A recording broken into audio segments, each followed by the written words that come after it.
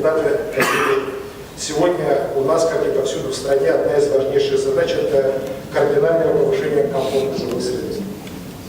Уникальная возможность для ее решения открывается в рамках национальных проектов и новых федеральных проектов. С 2019 года стартует второй этап программы переселения граждан из аварийного жилья. На эти цели в республике из федерального бюджета выделяется беспрецедентно огромная сумма – порядка 60 миллиардов рублей. Это почти 16% всех средств, выделяемых в этой программе по всей стране. Якутия получит также 16,7 миллиардов рублей по национальному проекту «Безопасные и качественные автомобильные дороги». 300 миллионов рублей только в 2019 году у нас поступит по национальному проекту «Комфортная городская среда».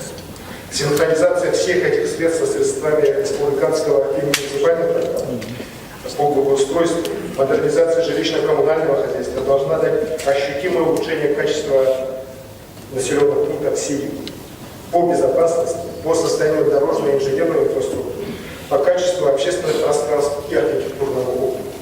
Считаю, что эта задача должна стать вызовом для органов местного самоуправления на предстоящие годы. Но вот для того, чтобы максимально эффективно использовать все ресурсы и добиться перелома в качестве наших городов и сел, нужно прежде всего грамотное и профессиональное управление. В этой связи я вынужден отметить слабую эффективность управления во многих муниципалитетах и на поселенческом, и на районном уровне. Главам муниципальных образований надо учиться и повышать свои компетенции. Это обязательное условие успешной работы на том уровне, который сегодня требуется. Я прошу правоохранительные контрольно-надзорные органы самым тщательным образом вести контроль расходования средств по национальным проектам.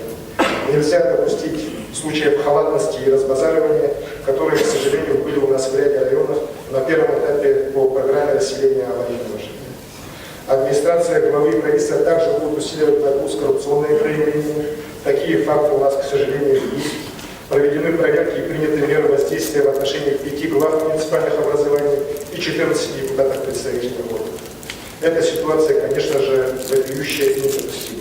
Ее необходимо искоренять.